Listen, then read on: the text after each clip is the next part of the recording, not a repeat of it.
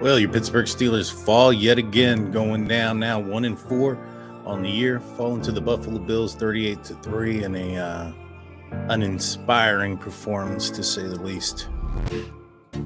Mike Tomlin said there could be some changes. We'll get into what changes he's maybe talking about and what changes should be happening. Don't forget to hit that like and subscribe button. Also, we're giving away 2 tickets for the Pittsburgh Steelers versus Las Vegas Raiders game to a YouTube subscriber. So just hit that subscribe button, ring that notification bell, because we'll be announcing that winner on October 30th in the post-game show of the Eagles versus Steelers game. You don't want to miss it. So with that being said, I'm Daniel J. This is State of the Steelers, and welcome to the Huddle.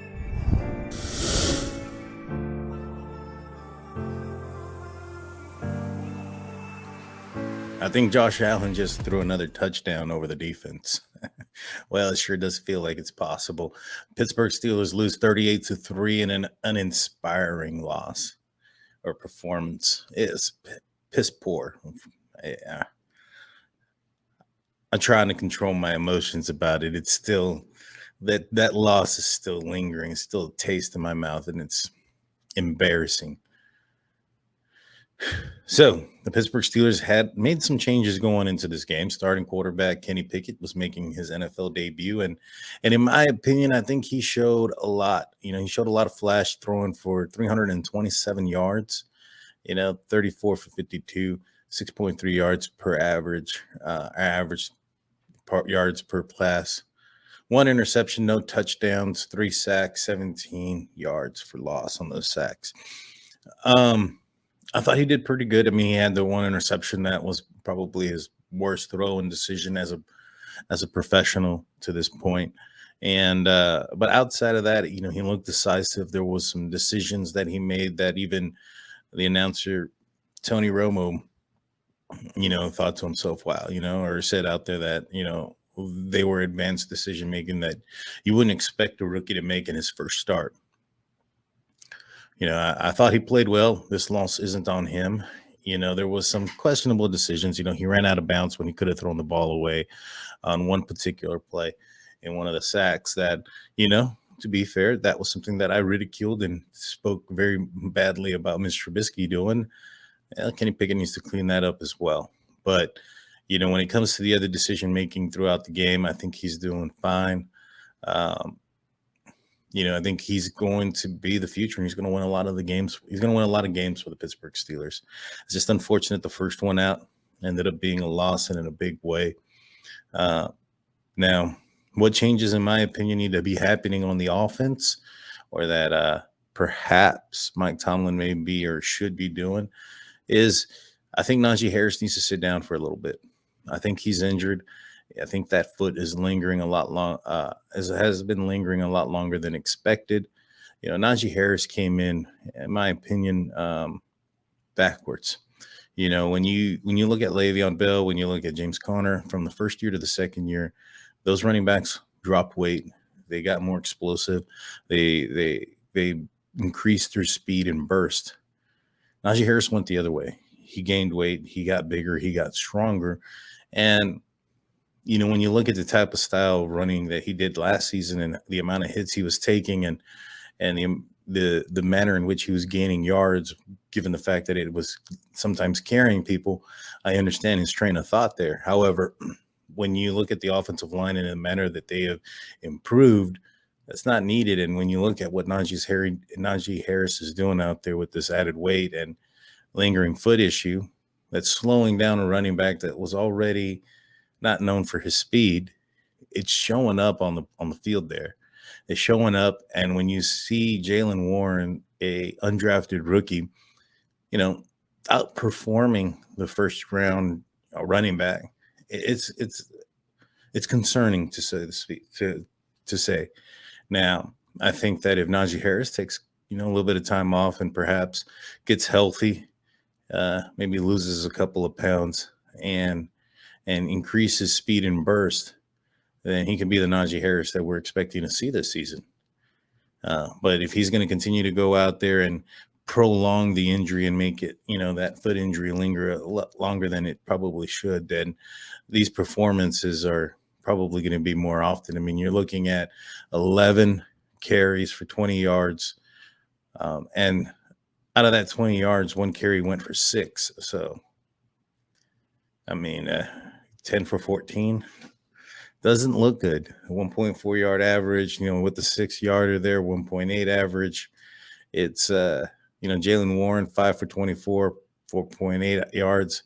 Big difference. Now, I know there's some context that goes along with that. Jalen Warren was primarily used in the second half when the score was 30 plus to 3. And so the game may have been out of control at that point, and the defense may not have been playing as aggressive towards the run and more probably trying to defend the pass in those situations. So that could have led to the success of Jalen Warren. But when you look at Jalen Warren, his body of work so far this year, in my opinion, he's outperforming Najee Harris.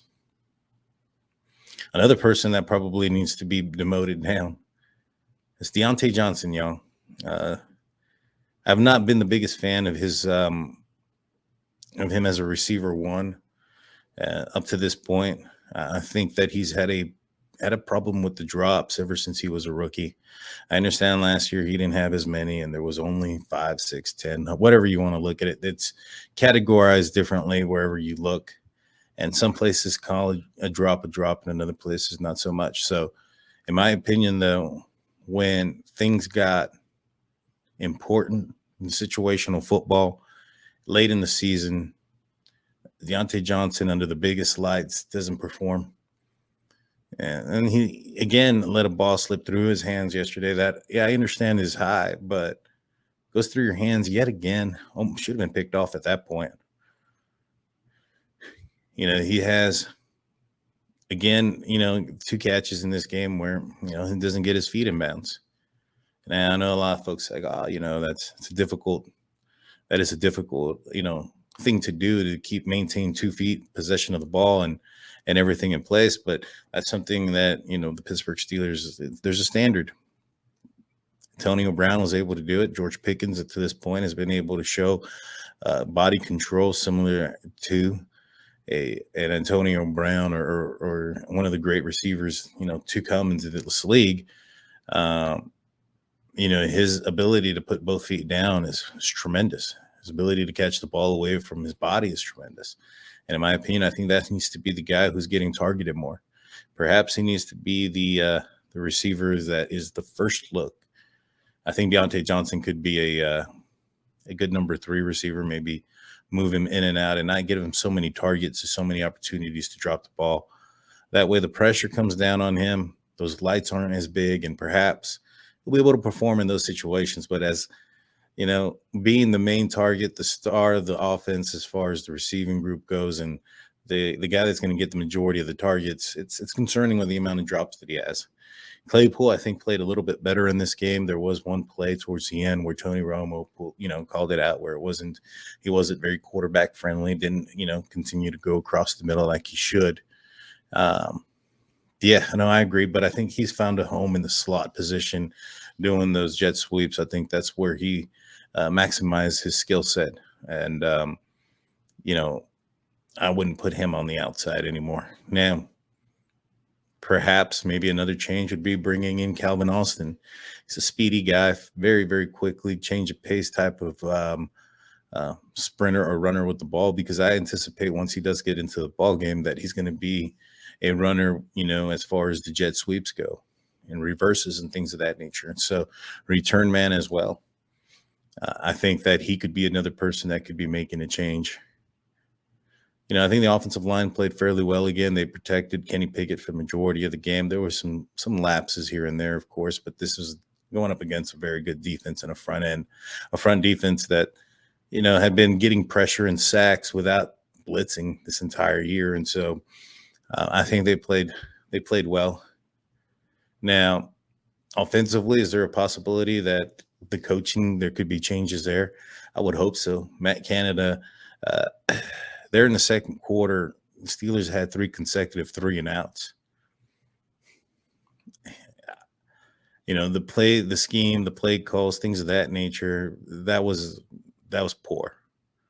Even Tony Romo said it. He's like, it's frustrating that you want to get a rookie quarterback and have him run, pass in 3rd and long in an unfavorable position.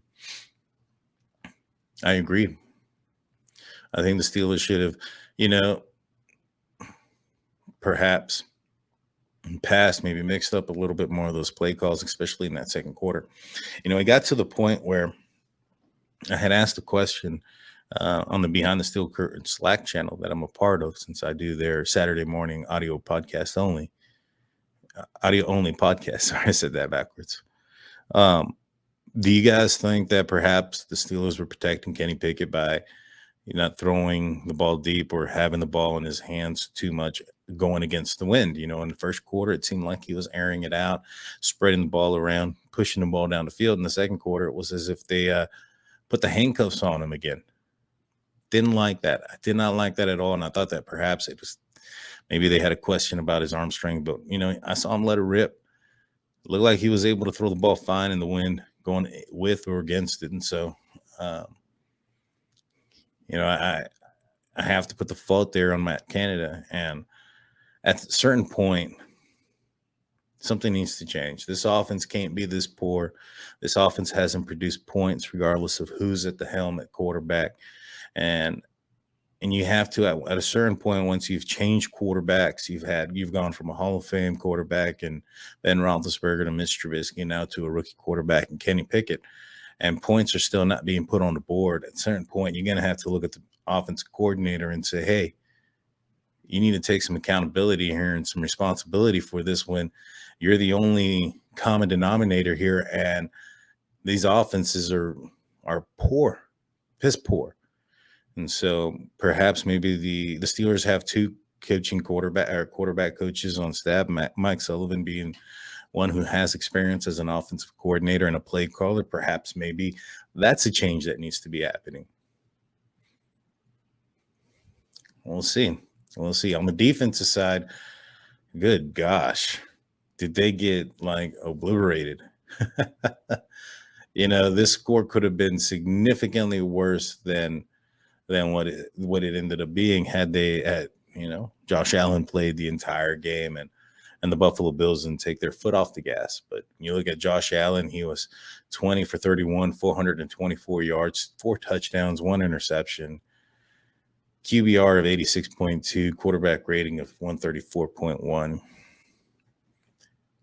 He had 4 touchdowns. The 4 touchdowns he had, I believe, were in the first half. Not good, not good. So what needs to be changed on the defense? Perhaps maybe let's get Loudermilk a helmet. Larry Ogunjobi left with a back injury. That's probably going to hurt us much more than I don't think Loudermilk is going to replace Larry Ogunjobi or is the skill set to do so. Perhaps Wormley or even Alualu, you might want to give Loudermilk a helmet over those guys, but you might need to now over Larry Ogunjobi, depending on how severe this back injury is. Outside linebackers, Malik Reed. Man, where are you, dude? It just doesn't show up, isn't out there. Alex Highsmith, he didn't have the greatest game. There was 0 sacks on this game.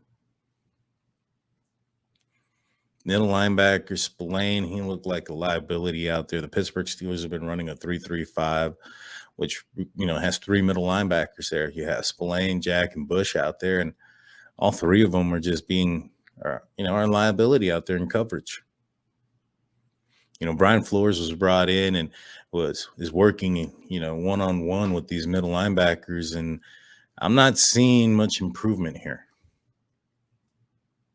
The defensive backs, good gosh, now they got torched. Levi Wallace was being picked on. You would have assumed that maybe Josh Allen didn't like Levi Wallace when he was a member of the Bills, because he was picking on him like crazy. It was insane.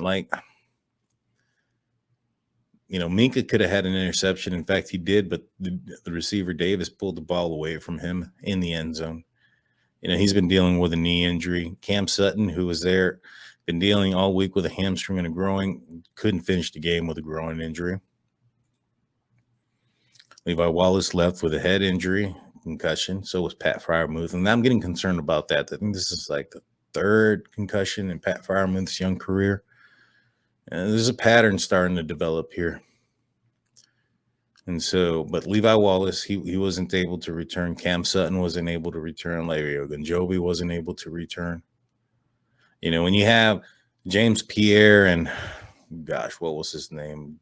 Jackson on the outside, number 16, changes need to be made. Changes should have been made. Witherspoon's going to be out for a little bit. It sounds like he might be out for a little bit longer with this hamstring. I don't want to say let's go get Joe Hayden like he's going to be the savior here, but it can't hurt.